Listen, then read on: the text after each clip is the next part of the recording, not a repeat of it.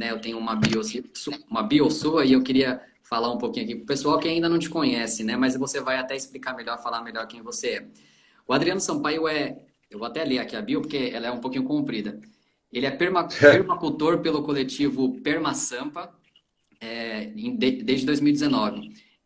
Desde 2013 atua em movimentos de intervenção urbana em espaços públicos. É cofundador do coletivo Ocupe e Abrace, atuou na recuperação das nascentes do córrego Água Preta, na Praça Homero Silva, que é a Praça da Nascente, e é criador da iniciativa Existe Água em SP, que explora os rios da cidade, faz intervenções nas nascentes urbanas. Né? Atualmente trabalha no manejo de água para piscicultura e criação de um viveiro de plantas aquáticas na aldeia Guarani do Jaraguá, a aldeia Tecoá Itacopé. Adriano, muito obrigado. Eu fiz essa breve apresentação sua. Queria então queria passar a palavra então para você contar um pouco mais de você, né? Desde o comecinho, né? Quem que é o Adriano Sampaio?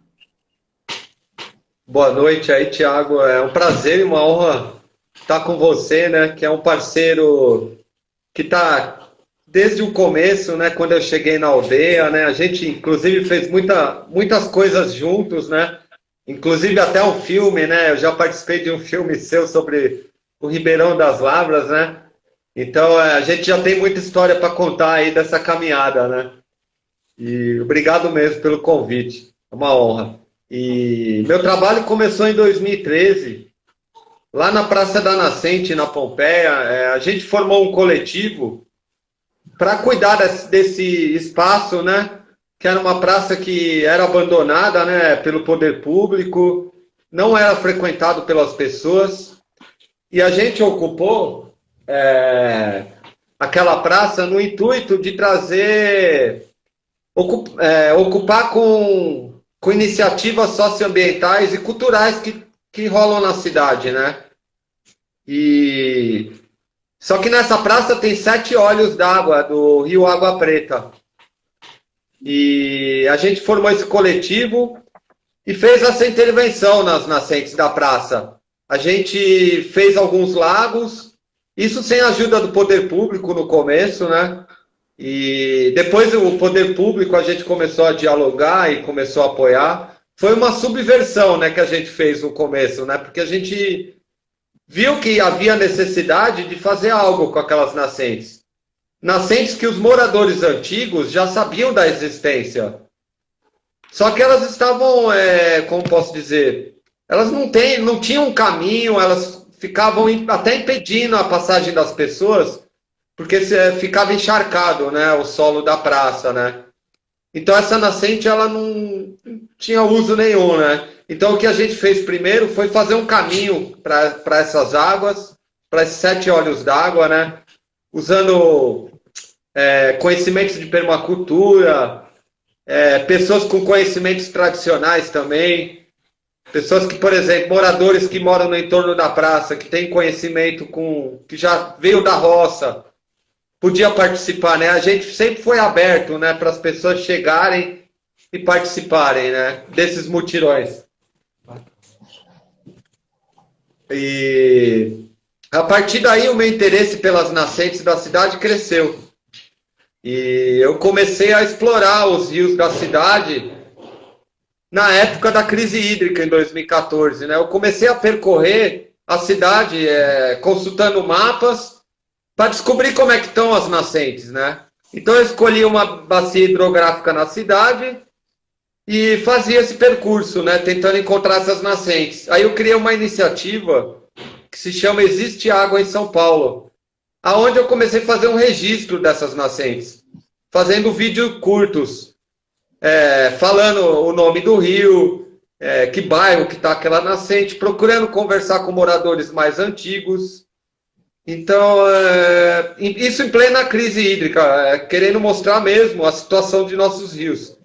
Porque geralmente a gente só lembra do Rio Pinheiros, do Tietê e do Tamanduateí. Mas não, em São Paulo são mais de 300 rios, isso oficialmente. Mas isso quando eu saio para descobrir as nascentes, eu acabo sempre descobrindo algum riacho a mais. Então, eu vejo uma outra cidade, né, quando eu faço esse trabalho. E depois eu me mudei para o Jaraguá, né? Também comecei a explorar os rios aqui da região. Então, foi a partir dali, né, na Pompeia, onde eu nasci, porque no meio urbanizado é que cresceu essa minha vontade, né? De investigar os rios, né? De saber, né, o porquê, né, fizeram isso com nossos rios, né? Por que canalizaram? Por que essas águas não são usadas, né? Porque se a gente recupera os rios, a gente pode resolver vários problemas, né? Não só o problema da drenagem e das enchentes, mas muitos outros, né? Por exemplo, a qualidade de vida, né? Porque hoje a gente não pode ter contato com a água do rio, né? Só um instantinho. Então, a importância, né, da água, né, para as pessoas, porque a gente perdeu o contato, né? Hoje, se a gente ter contato com uma água de um rio, a gente é contaminado, né? A gente pode pegar uma doença. Então, a gente percebe que esse não contato com a natureza deixa as pessoas muito doentes. O Paulo Saldiva, aquele médico, ele sempre fala que os problemas que aumentam sempre na cidade grande é os problemas psicológicos, psiquiátricos, a depressão, esses problemas, né, psiquiátricos, problema de coluna e obesidade. Essas três coisas não param de aumentar. Então, quer dizer, a gente precisa mudar muito o nosso modo de vida nos centros urbanos, né? Que é renaturalizando, né, os espaços, os lugares e fazendo saneamento básico, né, nas periferias, né? Porque, como eu disse, né, muitas doenças vêm da própria água, né? Verdade, verdade, Adriano. Eu quero também te fazer algumas questões, trazer algumas questões específicas, né, sobre o seu trabalho, né, principalmente trabalho na aldeia, na terra indígena Jaraguá, né, na Tequá Itacupé, um trabalho incrível, né, que eu tive a oportunidade de acompanhar por alguns anos, né, e algumas vezes, né, algumas boas vezes participar também, né, do trabalho tradicional, né, que envolvia aí que envolvia festivais, né, então reunia bastante gente. Mas aí eu queria conversar também contigo, né, trazer essas questões, essas problemáticas, né, envolvendo esse jeito, né, que o paulistano, né, que a iniciativa pública, né, deixou de cuidar, né, dos nossos rios, né, da nossa água, né, que são duas. Não sei se... Adriano, tá? Tá Oi? ouvindo? Sim, Ah, sim. beleza. Desculpa, o meu cachorro aqui tá me atrapalhando, você acredita? Tô pedindo para a Camila tirar o meu cachorro aqui, que ele tá me atrapalhando. Sem problema. É que é participar da Desculpa. live, né? É. Então, eu queria então trazer essas duas problemáticas, né? Que é a questão dessas crises, né? A crise hídrica, como você mencionou, que foi onde tudo começou, né? Para você, nessa questão de mapear as nascentes de São Paulo. E a questão também, por exemplo, de enchentes, né? O começo do ano, por exemplo, ele é sempre marcado em São Paulo com essa questão de enchentes, né? E essa questão de enchentes, por exemplo, a gente sabe que a cidade de São Paulo foi construída sobre rios, né? Você mesmo falou aí da questão de que os rios foram praticamente, a sua grande maioria, canalizados, né? Soterrados. E aí, essa estratégia ruim, né, do poder público de soterrar os rios traz essa questão das enchentes, né? Então, os rios, eles gritam, né, nesses momentos de enchentes, né? Eles vêm para fora, né? Queria que você falasse, então, um pouquinho sobre essa problemática das enchentes e essa estratégia ruim, né, dos governos de gerações de construir a cidade sobre os rios, soterrando os rios e deixando de lado os nossos rios e nascentes. Realmente, a urbanização da cidade foi muito desenfreada, né? Essa questão de moradia popular, né? Teria que ser revista, né? Porque é injusto, né? As pessoas morarem perto desses rios né? E não ter o saneamento básico, né? E não ter uma moradia digna. Então, o poder público ele deveria dar condições. Se ele quer uma cidade melhor, a primeira coisa que ele tem que fazer é apoiar as periferias, né, na questão da moradia popular, né? Porque está intrinsecamente ligada à questão dos rios, do saneamento básico. Hoje a gente tem possibilidade de estar fazendo saneamento ecológico, né? A gente já existe essa biotecnologia que são soluções baseadas na natureza que pode ser implantado nas casas, né?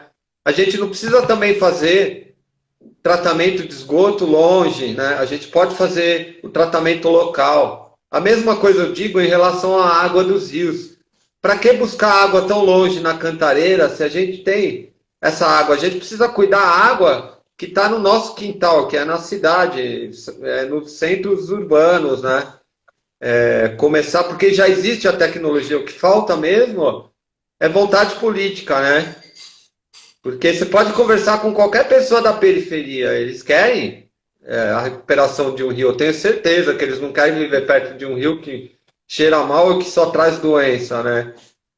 E a recuperação dos rios vão trazer muita qualidade de vida para as pessoas. Vai diminuir o número de automóveis.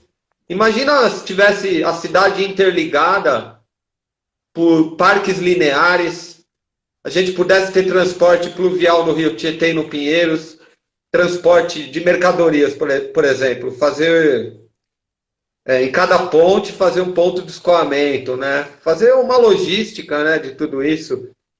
E além disso, poder distribuir essa água, né? Fazer mini estações de tratamento, ecobairros, né? Onde as próprias pessoas do bairro elas administrem a água, elas sejam os guardiões, as próprias pessoas da periferia, das comunidades, elas sejam assim, elas tenham participação no processo do uso da água, né? Porque ela é um bem comum, né? É um bem de todos. Ela não pode ser só da Sabesp. Ela não pode ser só estar na mão dos acionistas, né? Isso tem que se poder, a gestão, a comunidade tem que participar da gestão da água. É esse o meu ponto de vista. Porque quando falta água, o primeiro lugar é nas periferias. E o que a gente vê na periferia é as pessoas recorrendo a bicas e nascentes, né? Então, muitas vezes, na periferia já tem um guardião já daquele recurso hídrico, né? Então, começar mesmo é dar valor para essas pessoas, né? Porque eu tenho certeza que a comunidade, ela quer falar sobre isso, ela quer participar. Mas ela não tem esse espaço, né? Sim. Então, e nós estamos próximos, né, de uma nova crise hídrica, né? Porque o desmatamento está aumentando cada vez mais, né? A maior parte das chuvas vem de lá, né?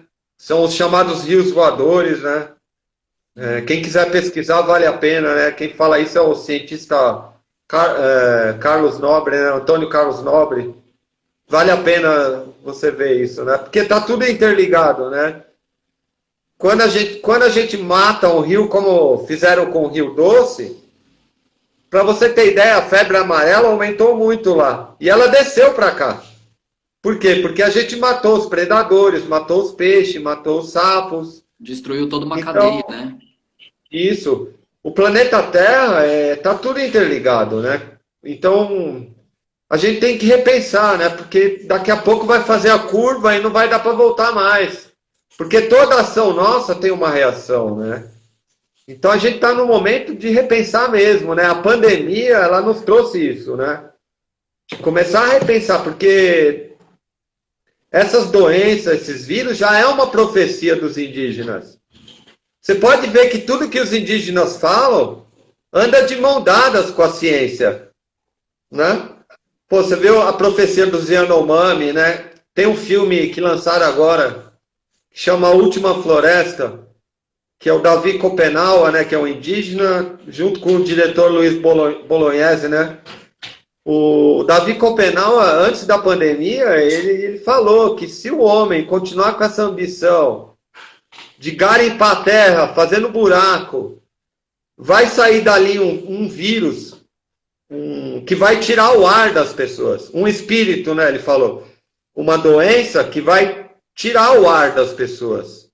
Então, tudo que os indígenas falam, essa sabedoria ancestral, anda de mão dadas com a ciência. Então, a gente tem que saber e dar voz a eles, né?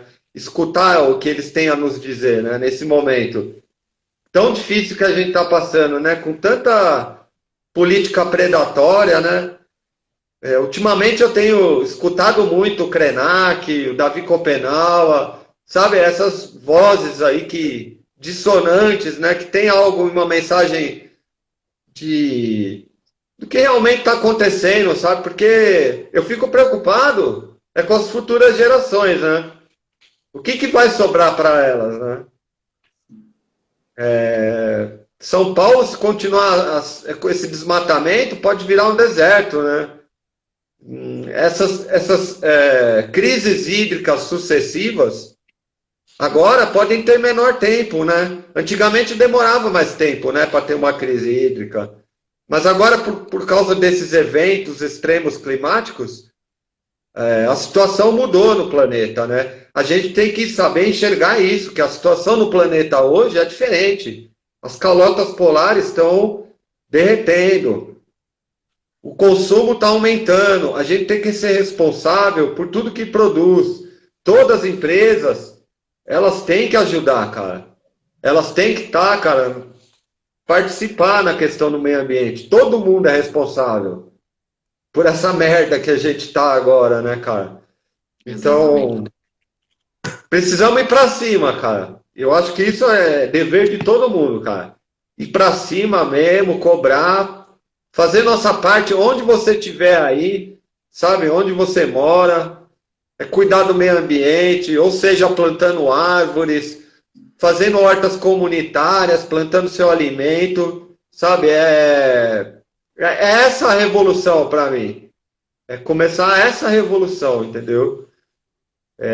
Porque os centros urbanos, eles estão cada vez mais inviáveis, né, de se viver. Porque, imagina, uma pessoa sair da periferia, para ela chegar no trabalho dela, demora 3 horas. Exatamente. Quanto tempo da vida dela ela perde, né? Então é descentralizar, né, as coisas, né? Trazer para as periferias as oportunidades, né? De desenvolvimento, né? E a questão ambiental é isso, né? Fazer o saneamento básico, acho que é a principal coisa, né, cara, que tem que acontecer, né? Exatamente.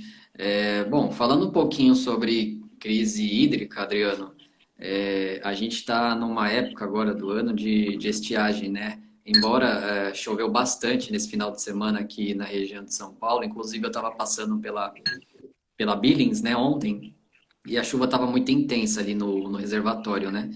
Mas a gente sabe que temos o mês de junho inteiro pela frente, mês de julho também, e são épocas em que chove muito pouco, né? E são épocas também que traz essa questão da crise também, de abastecimento, né, dos reservatórios.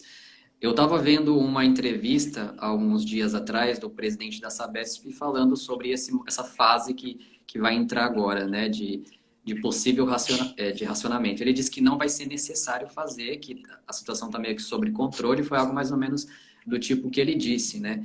E eu queria um pouco da sua opinião sobre isso, né? Porque assim, eu já vi algumas pessoas dizendo, né, que também trabalham com essa questão da água, né? Que na verdade não falta água em São Paulo, na verdade tem, né? Mas essa questão dos rios canalizados, essa questão de centralizar somente em Rio Tietê, Tamanduateí e o Pinheiros, né? Mas na verdade São Paulo tem muitas nascentes. E aí eu queria que você falasse um pouco disso e depois em seguida você falasse o que é esse processo aí de mapear as nascentes, de entender melhor as nascentes da nossa cidade. Então, né, rapaz, estamos próximo de uma nova crise hídrica, né? Eu acho um absurdo, né, o presidente da Sabesp não falar em racionamento, né? Eu acho que, eu não sei se está tendo muitas propagandas sobre o gasto, né? Por exemplo, o gasto da indústria, o gasto da agricultura, né? E também falar para o cidadão, né? Para racionar em casa, né? Eu acho importante, né? A gente vê muita pessoa ainda usando mangueira, né? Na rua, por aí nas casas, né? Então cada um tem que fazer sua parte. Como eu disse, né? Essa coisa de buscar água longe na cantareira é um absurdo, né? Porque a gente está tirando água de outro lugar. A gente não sabe se também vai afetar lá. A mesma coisa as obras da Sabesp, que foram obras emergenciais devido à última crise hídrica. Elas foram feitas sem quase praticamente nenhum estudo de impacto ambiental, justamente por ser uma obra emergencial. Então, eu acho que eles deveriam mudar essa política e, por exemplo, começar mesmo a pensar em outras maneiras, né? De, de captar água e de disponibilizar essa água para a população. Eu acho que sim, deveria começar pela recuperação dos nossos rios mesmo, né? E de fazer reservatórios nas periferias que atendam localmente aquela região. Eu acho que isso é a cidade do futuro, né? A gente tratar a nossa água e não ficar buscando água longe e depender de, por exemplo, as nascentes da Cantareira, elas estão no sul de Minas, né? Elas estão em cidades como Extrema, agora esqueci o nome das outras, são em 3 cidadezinhas pequenas de Minas. Então a gente depende de que chova lá na cabeceira desses rios, né? E a Cantareira, ela foi projetada para atender, se não me engano, há 40 anos. E esse prazo já estourou, acho que em 2014. Agora eu não sei, com as obras emergenciais, até quando isso pode suportar, né? Porque, novamente, a gente já está no índice semelhante ou abaixo do antes da crise hídrica anterior que a gente teve, né? A gente está com níveis muito baixos, né, nos nossos reservatórios, né? Sim. Então, a gente está. E agora, como está na época de estiagem, né? Outono e inverno, então a gente corre o risco de chegar aí, sei lá, no final do ano, o ano que vem aí, enfrentar de novo essa crise hídrica, né? Chegar ao E volume é um do outro, terrível, por né? exemplo, né? O mais terrível também é o desperdício de água da Sabesp, né? Ah, boa, boa. Chega próximo dos índices de 40%, eu já ouvi dizer. Ô, Adriano, esse desperdício que você fala nessa engenharia de trânsito da água, do abastecimento, é o que se perde na água, para a água chegar até as torneiras das pessoas, é isso mais ou menos, né? Não, dentro da própria cidade mesmo. Ah, Isso. sim. Acontece muitos vazamentos, Ah, tem isso aí os eu imagino. gatos, tudo essa água, muita parte é desperdiçada mesmo, pelos vazamentos. Entendi. E, Thiago, queria puxar um gancho aqui que o Adriano falou e eu não tinha me ligado nisso, que é o lance do localmente, né? De você ter a sua água pensada localmente. Então, vou falar uma experiência minha no Parque de Taipas. Eu morava lá, bem no pé da Serra da Cantareira, e não tinha água da Sabesp. Era um tanque de água lá no quilombo da Parada, e tinha várias mangueiras, e a gente dependia da chuva para aquele tanque encher, a nascente vir encher. E a gente, aquela galera, não sei, os moradores dali que era perto daquela nascente, a gente sobrevivia dessa água. Então, de uma certa maneira, já era uma coisa local nossa, de aproveitar aquela água da nascente, porque a Sabesp não ia até lá, não sei como está agora. Então, a gente recebia essa água da nascente, a gente fervia para beber e tal, mas tinha hora que a gente bebia normal, tô vivo aí, não morri, bebi muito aquela água. E falar se você conhece o Quilombo da Parada, se você já fez algum trabalho ali na Cantareira, Parque Taipas, porque uma grande, não sei hoje como tá, não moro mais lá, mas na época que eu morava lá, 2006, sei lá, 2007, por aí, a água era da nascente que distribuía para várias casas próximo do quilombo da Parada ali no Parque Taipas. Se você já fez algum trabalho ali de nascente ali da cantareira ali, do comecinho dela, né? Antes do Adriano Não, responder, Sandro, eu só queria pedir para você rodar um dos vídeos aí, se você puder deixar rodando um dos vídeos, com volume baixo sim. também.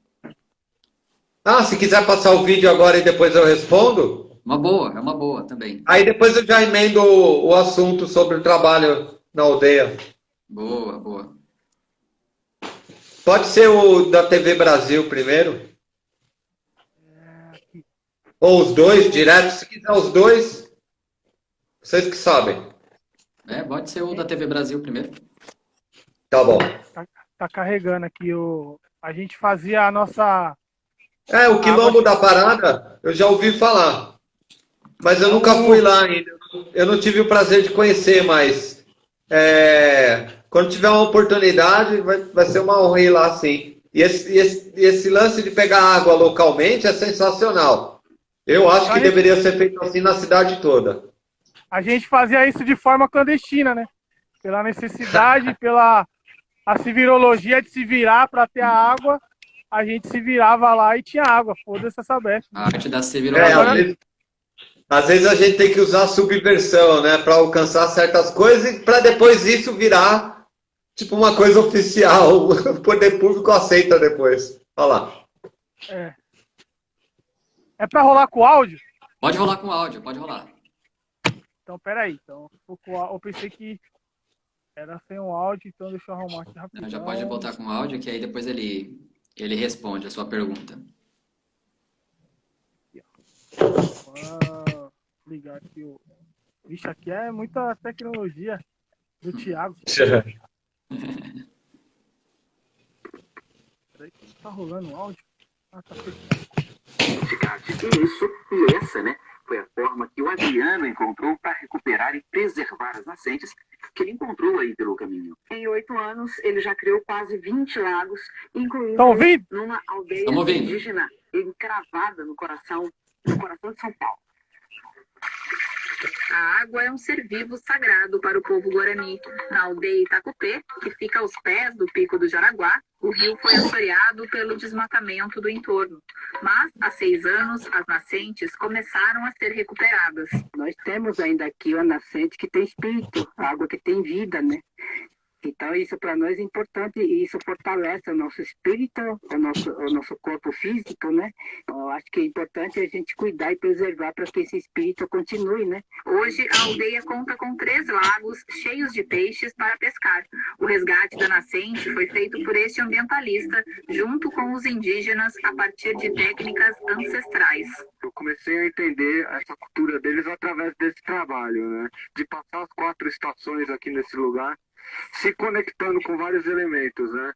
Com a água, com o barro, com o vento, as 4 estações, sentindo como essas árvores reagem, né? A própria água. A relação do Adriano com a água vem da infância, quando pescava com o pai e o avô na Chapada Diamantina.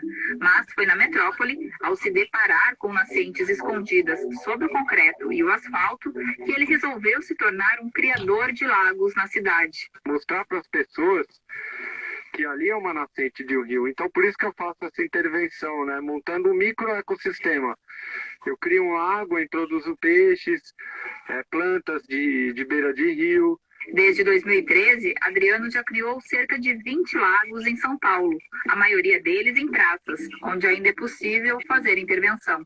Eu acho que para a gente recuperar hoje um rio, é necessário que dentro desse processo todo mundo seja valorizado, desde o poder público, as ONGs e até o cidadão comum, porque é o cidadão comum que vai ser o guardião desse lugar. É ele que vai cuidar dos recursos naturais que tem próximo da casa dele. Eu acho que isso é um dever de todo mundo, né?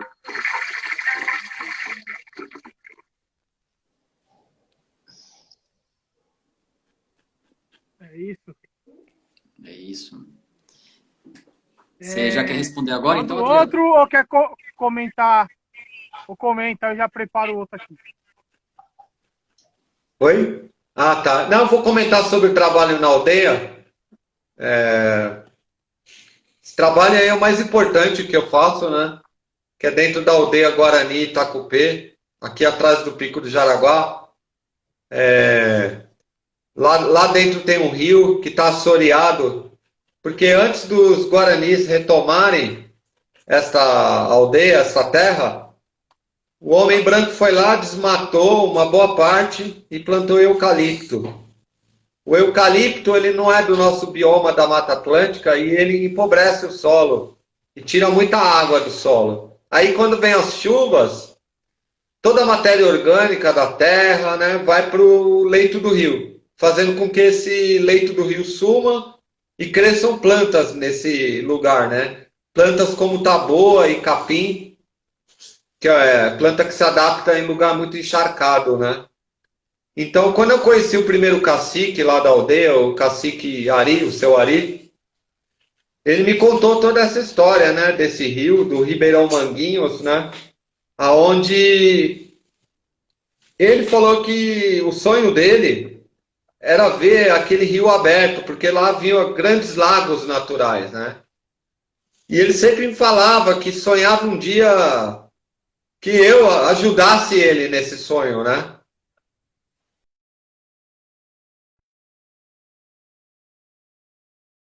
De mutirões, consegui abrir uma parte daquele rio e fazer uns lagos, né, para eles terem o peixe de volta, né, na alimentação tradicional deles. Então a gente começou, né, e a cosmovisão dos povos indígenas, né, ela dá muito valor aos sonhos, né. Aí um dia eu sonhei, né, eu tive um sonho que eu estava andando com um guarani, um ancião, né, de cabelos brancos, andando pela mata, né? E ele me mostrou o local exato, né? Onde eu deveria começar esse trabalho, né? E esse sonho não saía da minha cabeça, né? E como os indígenas dão muito valor, né? Para essas coisas do sonho, né? Eu vi isso como uma mensagem mesmo, né? Para mim. Aí um dia eu peguei minha enxada e fui lá. Eu fui lá fui tentar, né, para ver se era possível, né. Falei, vou lá, né, pelo menos tentar, né. Bom, aí eu fui lá, cavei um buraco, né, assim, não muito grande e fui embora. Aí choveu, passou uns dias, né. Eu desci lá, aí quando eu cheguei lá, eu vi que esse buraco, ele estava cheio de água e havia uns peixinhos lá dentro. Uns guaruzinhos, um barrigudinho, né, aquele peixe que come a larva da dengue, né. Aí eu senti que aquilo foi a confirmação, né? De que realmente eu deveria começar a fazer esse trabalho lá. E aí eu comecei lá com o pessoal da aldeia, a gente começou a fazer mutirões, né? E depois começamos a fazer isso com as pessoas de fora, né? Abrir para as pessoas de fora, né? O Thiago, inclusive, participou, né? Então, esse trabalho é uma conexão muito grande, né, com a natureza, né? Porque imagina você desassorear o rio manualmente, artesanalmente, usando aquelas técnicas manuais ancestrais dos indígenas, né? Que você pegar a argila com a mão, né? Você ter contato, né, com vários elementos, com a água, que é um elemento sagrado, com o barro, com o vento. Você vê passar as 4 estações naquele lugar, ver como as árvores reagem, né, ao ciclo delas, né, começar a entender um pouco de como é a cultura deles, né, através desse trabalho, né, de entender o tempo dos guaranis, né, que existe, para eles é bem diferente, né, você conhece bem, né, Thiago? O calendário guarani é um dos mais perfeitos, porque ele é dividido em 2 tempos, né, o Arapiaú, que é o tempo novo, e o Araimá, que é o tempo velho. Então, quando chega o tempo novo, o Arapiaú, que é agosto, é que eles comemoram o ano novo. Porque é o começo da temporada de chuvas, é a época deles plantarem o plantio tradicional, é a época que eles não caçam, porque os bichos estão se reproduzindo, né, os animais. Por exemplo, as plantas, né, elas estão dando frutos nessa época, né? Então, eles respeitam os ciclos da natureza, né? Não é como a gente, né, que não tem muito, não respeita, né, a própria natureza humana, né? Uma coisa que eu estou aprendendo muito com os Guarani é respeitar a minha própria natureza humana, né? Por exemplo, agora a gente está no tempo velho, né, no Araimá. É uma época de eu, desculpa, resguardar mais energia, não usar muita energia física, né? Você pode ver que os próprios bichos na natureza, essa época, alguns até hibernam, né? Não gastam tanta energia, né? Porque agora é um tempo mais escasso, né, de coisas, né? O tempo de inverno. A natureza, ela tá um pouco adormecida, tá se renovando, né? As plantas, as folhas estão tudo se renovando, para até chegar a primavera. Então eu comecei a trazer isso para minha própria vida, pessoal, né? Porque eu tô no processo de cura, né? Porque eu percebi isso quando eu cheguei na aldeia dos Guarani, né? Quantas coisas eu tenho, assim, muitas sombras, muitos costumes, mal costumes, né? Que a urbanidade traz, né? Que esse modo de vida que a gente tem na cidade é um modo de vida muito doente, né? Onde tira a sua criatividade, tira a sua voz de expressão, né? Ela quer que você seja um zumbi, né? O sistema quer que você vire um zumbi, né? Então, foi tudo isso que eu percebi, né? Fazendo esse trabalho dentro da aldeia dos indígenas. Toda essa cosmovisão e esse conhecimento tradicional e ancestral que eu estou aprendendo, eu trago para isso, para a minha vida aqui na cidade, né? E como as pessoas hoje na cidade estão afetadas, né? E não percebem, né? A gente vê hoje, por exemplo, né, a falta de solidariedade. Eu não conheço nem meus vizinhos aqui onde eu moro direito, né? Por exemplo, eu não posso sair daqui, depois aqui da live e jantar lá na casa do vizinho, né? Agora na aldeia Guarani, eu já morei um tempo lá, eu saio aqui, que nem quando eu chego na aldeia para trabalhar, eu tomo café em umas 3 casas dos meus amigos Guarani, porque cada casa que eu passo lá, eles me tratam como se fosse alguém da família, né? É um afeto grande, né? Então é isso. Come o tipá, né, que é o pão dos Guarani, né? Toma um chazinho, fuma o petenguá, né? Pô, é uma maravilha, cara. Então, para mim, é como se fosse mais que uma família, né? Porque... E como eu gostaria que a vida na cidade fosse assim, né?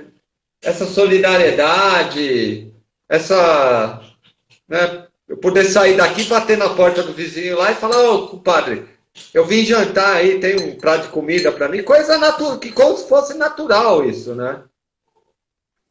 Esse contato, né, maior, né? Essa preocupação um com o outro, né? Saber dividir as coisas, né? Os indígenas são assim, né? Quando eles têm alguma coisa, tudo é dividido. Quando uma pessoa fica doente na aldeia, todo mundo se preocupa, né? Levam para casa de reza, o pessoal vai rezar, fazem lá as medicinas naturais deles, né? De cura. Então, poxa, é um modo de vida muito bonito, perfeito, né? Tem seus problemas, claro, né? Eles estão dentro da cidade, cercados pela cidade, mas eles estão lá, né? Na cultura de resistência, né? Falando ali na língua deles, fazendo as cerimônias sagradas. Então, isso é resistência verdadeira, né, cara? Assim. Então, a gente tem muito que aprender com eles, né? Eles são fantásticos, né? Sem dúvida. Eles são... não vou nem falar que eles são os donos dessa terra, né? Porque para eles não existe isso, donos da terra, né? Eles pertencem à terra, né? Exato. É um sentimento de pertencimento, né? Então é lindo isso, né, cara? É fantástico.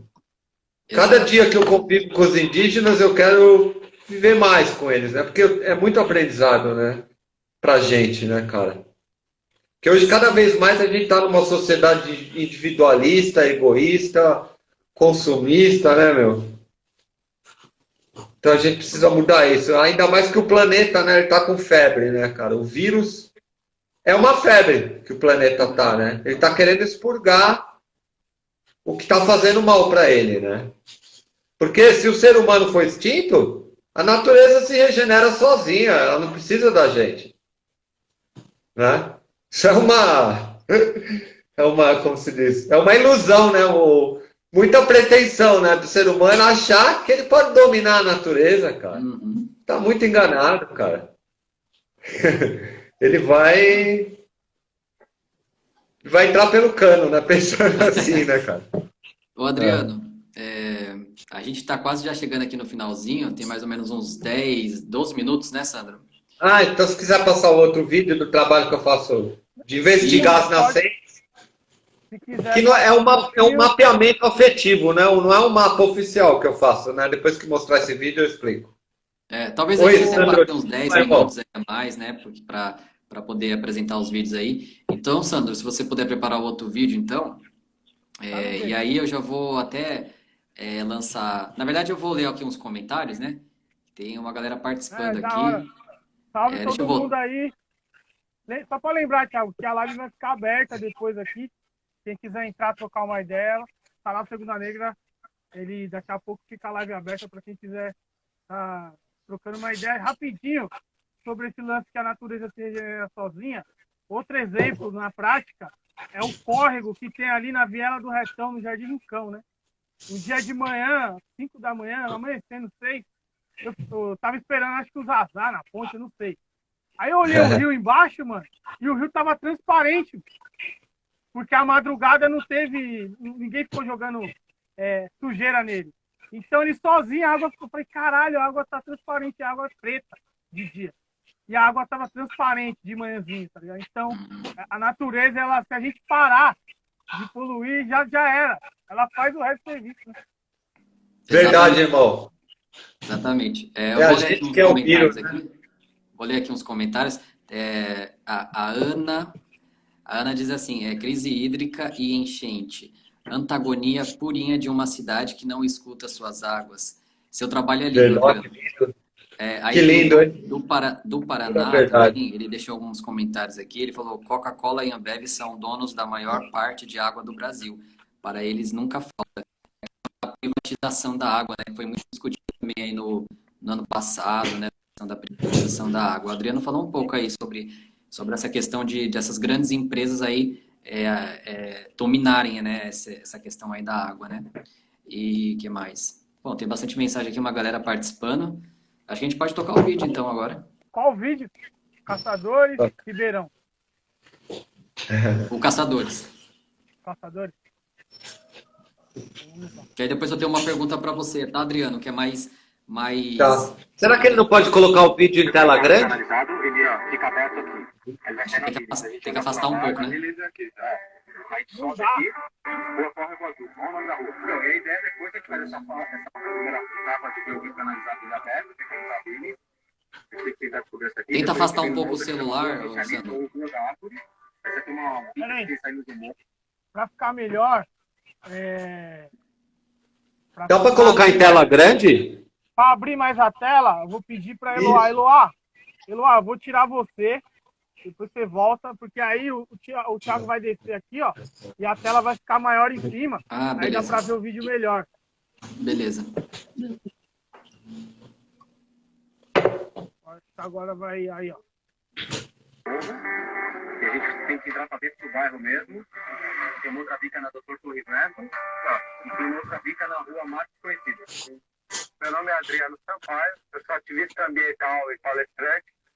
Eu tenho a página Existe Água ESP no Facebook, onde mapeamos e estudamos os rios e nascentes de São Paulo. Fazemos expedições toda semana, andamos 15 quilômetros, de 15 a 20 quilômetros normalmente, e a gente vai a campo para saber como é que está a situação dos nossos rios e para descobrir essas nascentes que não estão em mapas nenhum. Meu nome é Ramon Pasconte, né? Eu sou estudante de mestrado, fazendo mestrado na FAUSP, comecei estudando a bacia do Córrego Água Preta. Eu sabia que existia esses movimentos populares, mas eu confesso que eu nunca tinha me envolvido muito, porque eu achava sempre que ia ser um bando de eco chato, né? Não vou dar conta, já briguei, já fiz pós-graduação em meio ambiente, falei, não vai rolar. Só que eu achei Adriano, tipo, normal, assim, catando os guaru lá, começou a falar de uns peixes, eu me lembrei também de quando eu era criança, tinha os aquários, eu comecei a ajudar ele com esses mutirões, assim. Então, temos encontrado muitas bicas pela cidade que a população já faz uso, normalmente há 30 anos ou mais.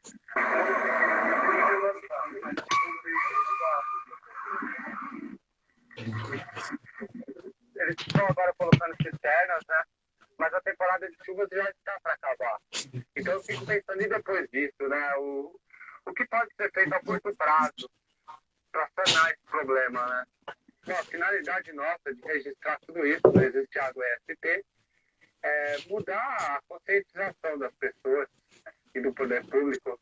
A gente vê uma cidade diferente, a gente vê uma cidade com parques lineares para todo lado, com reflorestamento na margem desses rios. E, no caso, a gente vai perguntando para os moradores antigos, porque tem pica d'água que está em quintal, estão em quintais das casas. Então tem essa necessidade de perguntar. E acaba sendo um dos melhores critérios para botar nascente perguntando para os moradores mais antigos. Fazer o que primeiro? Agora a gente fica aqui, essa boca do todo. A terra não pega. Tudo que a gente desceu, agora a gente sobe. Aí a gente vê se vai a pé, se quer pegar um. Bom, gente fez a curva aqui na rua Córrego Azul, ficamos animados, né? Porque logo no destino a gente olhou essa água descendo aqui bastante. Achou inicialmente que pudesse ser uma nascente. A gente chegou perto e viu que não é. Porque quando é uma nascente, a água é constante, então ela acaba formando uma camada de limo. A gente não está vendo essa camada esverdeada aqui. Então deve ser aqui uma água de lavagem de pátio, qualquer coisa assim, da máquina de lavar. Bom, são muitos indícios que a gente tem na cidade, né? Que tem os rios canalizados, né? O mais óbvio são justamente essa rede de drenagem que a gente existe, bocas de lobo, o bueiro. O bueiro também você acaba, se for um rio mesmo, você tem uma água fluindo constantemente nele, né? E também tem toda a topografia, ou seja, o rio acontece onde você tem áreas inclinadas para ambos os lados, né? Que é o fundo de vale. A gente vê aqui, né? Tem um morrinho suave para um lado e a mesma coisa para o outro, né? Então, você tem esses indícios, né?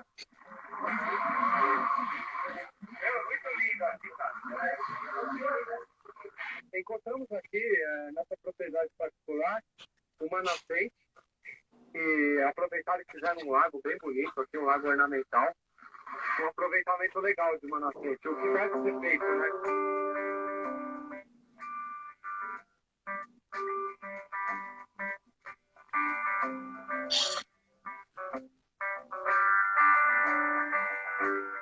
Pega alguns mapas históricos, 1930, 1954, 1971, que são os mais acessíveis, e sobrepõe com as imagens do satélite do Google Earth, né? Para a gente tentar localizar onde estão esses córregos. Isso é muito útil, principalmente para os córregos que foram canalizados, mas também, às vezes, ajuda com os periféricos, assim, porque geralmente não tem um córrego na cidade que esteja inteiro aberto, né? A gente fez essa técnica de sobreposição bastante útil. E é simples, na verdade.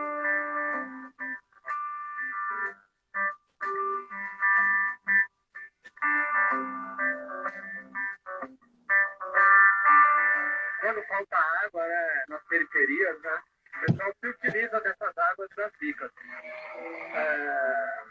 Disseram aqui que não foi feita nenhuma análise dessa água, mas o pessoal falou que bebe, mas não é recomendável, né, beber essas águas antes de qualquer análise, porque pode às vezes ter contaminação do lençol freático.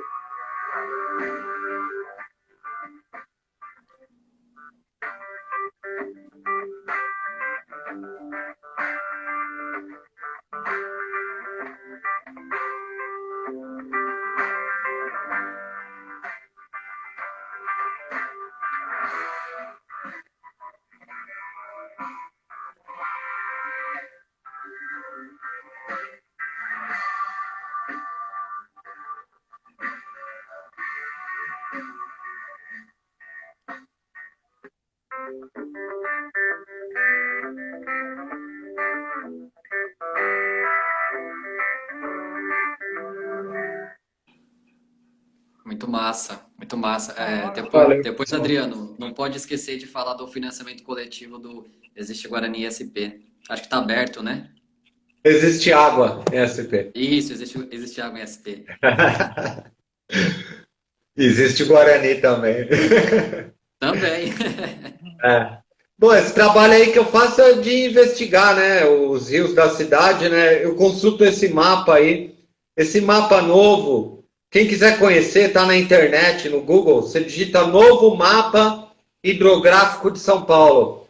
Esse é o melhor mapa que tem para descobrir os rios da cidade, porque é uma sobreposição de mapas antigos dos rios com a imagem do Google de hoje. Então já sai o nome da rua, né? É muito bacana para quem quiser conhecer. Aí eu consulto esses mapas e vou a campo, né? Como eu disse, eu ando de 10 a 20 quilômetros por essa bacia hidrográfica que eu escolhi para tentar descobrir as nascentes. Muitas nascentes, né, estão, como vocês viram aí no vídeo, nos quintais das pessoas, estão bem escondidas, né? Então é um trabalho de investigação muito legal, né? Porque você vê uma outra cidade, como eu disse, né? Eu converso muito com moradores antigos, porque são pessoas que tiveram contato com os rios antes de canalizar, né? Então são memórias afetivas que são, por exemplo, as últimas pessoas que tiveram contato com o rio vivo, né? Porque o processo de poluição e canalização dos rios foi um processo muito rápido. Em menos de 50 anos, a gente destruiu todos os rios da cidade, né? A gente poluiu e jogou, viu eles como uma saída para levar nossos esgotos, né? Então a gente acabou com a vida, né, na cidade. A gente criou essas pragas, né, como a dengue, chikungunya, febre amarela, por causa do desequilíbrio no meio ambiente, né?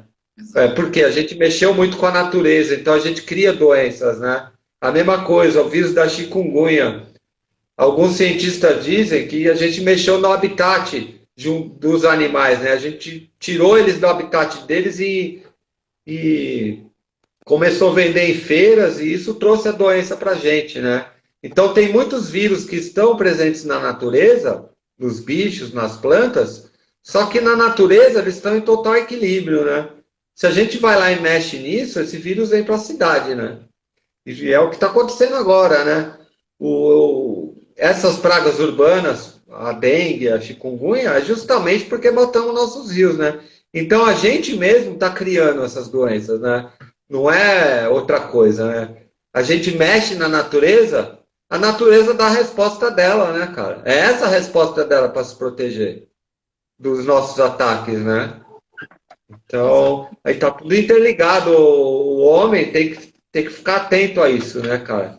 Eu acho que, poxa, a gente tá num momento de muita responsabilidade, né? Sobre o planeta Terra, né? O que a gente quer para as futuras gerações, né? Por isso que já estão procurando outros planetas aí, né? Em vez de regenerar esse, Exato, é verdade. já estão procurando outro. Para quê? Para levar depois tudo isso, Essa destruição, né, nos outros planetas. essa destruição para. Então, Ô, eu acho que tem que Adriano, saber cuidar da natureza, né? Adriano, E é isso. você falou um pouquinho do trabalho, né, na aldeia Itacupé, né? E aí, você falou do Ribeirão Manguinho, que é um rio que passa pela aldeia Itacupé, e também tem o Ribeirão das Lavras, que é o rio que passa pela Tecoaitu, que é uma outra aldeia do território indígena Guarani daqui do bairro Jaraguá, né? Eu queria saber se você se você mapeou algum outro local aqui no nosso território, aqui no Jaraguá. Eu não lembro, eu não sei se estou enganado, você corrige, por favor, se você mapeou alguma nascente que fica ali bem na rodovia, perto ali da rodovia Bandeirantes, que fica bem ali perto da onde tem se não me engano, era bem ali onde fica a placa ali do Trópico de Capricórnio, né? Queria saber também se você fez. Isso, foi isso mesmo. Queria se você falasse um pouquinho assim, bem resumido mesmo, quais outros pontos aqui do nosso território você mapeou de nascentes? Eu te falei, inclusive, e a gente tá até para marcar, de você vir aqui perto de onde eu moro, porque tem uma nascente há 20 anos atrás, quando criança, eu brincava muito ali tinha até um tanque, né, que justamente para armazenar essa água que vinha dessa nascente, né? Na época, ela vinha até um pouco com barro, mas por causa ali de toda a terra que tinha ali, né? E eu lembro que quando pequeno, tipo, cabia umas 10 crianças ali, a gente brincava muito ali, tomava banho, assim, era muito bom. Minha mãe não gostava, porque ela achava que a água era suja, que não sei o quê. Mas não, a água, ela brotava, assim, da terra, assim, era uma coisa muito incrível. Então, conta um pouco se você fez, então, mapeou alguma outra nascente aqui no território de Jaraguá. Sim. Ah, eu fiz descobertas fantásticas, maravilhosas aqui pelo bairro, né, de Pirituba, né? Por exemplo, próximo ali a Felipe Pinel, onde tem alguns terrenos, tem o próprio batalhão da polícia, o Clube Campestre do Jaraguá. Poxa, aquela área ali tem um potencial muito grande, né? E que são as nascentes do Rio Pirituba, né? Eu estive nesses lugares, eu fui no batalhão da polícia, eu estive no Clube Campestre também. Encontrei muita coisa bacana nesses dois lugares, nascentes bem preservadas, mas tem um afluente do Rio Pirituba que está poluído e também está poluindo alguns pontos desse lugar, né? Eu acho que a região aqui, Pirituba, Jaraguá, tem um potencial muito grande, né, de verde, né? Incluindo até Perus, né? Todo esse cinturão aí, né? Tem um Noroeste. potencial, tem um potencial muito grande, né, para a cidade, né? Então, o poder público deveria dar mais valor, né? Por exemplo, hoje a gente tem o lago do Parque Estadual contaminado, né? Está interditado há mais de 20 anos. É inadmissível isso, né? Porque os indígenas poderiam estar usando esse lago, né? Poderiam estar lá pescando o seu peixe dali, né? Porque eles são os que têm mais direito de uso nesse território, né? Porque sempre foi um lugar de ocupação tradicional. E o poder público não faz nada, né? O lago está lá há mais de 20 anos, interditado, né? Ninguém pode ter acesso a um lugar tão lindo como aquele, né? Tem o caso do terreno que a Tenda também quis construir, né? Os prédios. E os guaranis fizeram uma ocupação muito bacana, né? Ocuparam o terreno durante 40 dias, né? Uma luta, né, contra a especulação imobiliária que queria construir 11 torres aqui, né? Ia tirar toda a privacidade deles e também o bairro não tem mais estrutura, não tem hospital, não tem posto de saúde, assim, tantos para atender essa demanda de pessoa, né? Queria Então, lembrar também, rapidinho, eu queria lembrar também, como você citou aí o Uartu, queria lembrar que o canal Jaraguá Guarani, né, dos coletivos Salva Quebrada, fez uma entrevista com você e com a Sônia, à beira ali do que é também um lago ali dentro do território Uartu, né, que é o onde Ribeirão a tenda queria construir. É o Ribeirão das Lavras também ali? Isso, é o Ribeirão das Lavras, que passa ali dentro do terreno da tenda, né? Que é um rio histórico, né? Inclusive, você fez um documentário, né? Que fala sobre o Ribeirão das Lavras, um rio Guarani, que eu adorei participar, né? E eu achei muito importante, né? Você ter mostrado a história desse rio, né? Tão importante, né? Não só para os guaranis, né? Mas para a cidade, né? Além da história, né? Que tem sobre esse rio, né? Desde a época dos bandeirantes, né? Ele já foi um rio muito usado, né? Pelos indígenas. A lembrança que eu tenho quando eu cheguei aqui, né? Foi ver as crianças tomando banho ali, né? Mesmo o rio ainda contaminado, né? Quer dizer, traz muitas doenças, né, para a população, né, não só para os indígenas, mas no geral, né, um rio contaminado, né. Então, a importância de trazer esse rio de volta, né, todos os rios, né. Eu acho que a gente está no momento que tem que colocar isso em prática, mesmo, né. Sim. Começar mesmo que a gente está dentro do meio urbano. A gente tem que começar a renaturalização por aqui mesmo, aonde estão as pessoas. A natureza não é uma coisa fora da gente, a gente é natureza, né? E faz muito mal, deixa a gente doente a natureza estando longe. A gente precisa trazer ela para cá, Sim. novamente. E essa live é tão boa, Adriano, porque você traz um conhecimento para um público que é dessa região, né? Então, que às vezes, muitas vezes desconhece de toda essa questão da água, das suas nascentes que tem aqui no território, né? Então, a gente trazendo essa temática e você trazendo esse conhecimento, né? As pessoas podendo te conhecer, quem ainda não conhece, né? Dos nossos seguidores, acaba que a gente promovendo, né? Essa construção desse conhecimento sobre os nossos rios, né? Do nosso território e a importância de se preservar também, né? A importância de cuidar deles, a importância de entender como é que funciona esse processo todo aí de privatização, esse processo todo da Sabesp de querer cuidar desse potencial, desse recurso natural, né, que é um direito de todos, né, e tantas outras empresas aí que estão à frente de privatizações, desse recurso natural de todos, né? Verdade. Queria saber, Sandro, você tem mais alguma coisa para acrescentar? A gente tem mais um trechinho do vídeo do Ribeirão das Lavras, né? Se você quiser, a gente passa aqui. Só que aí tem que achar o time, que eu não lembro exatamente quando tem o Adriano outra proposta. Eu tenho minha campanha para falar sobre minha campanha. Boa, também, tem que falar. Eu tenho uma proposta. Oi? Pode falar, Adriano, pode falar.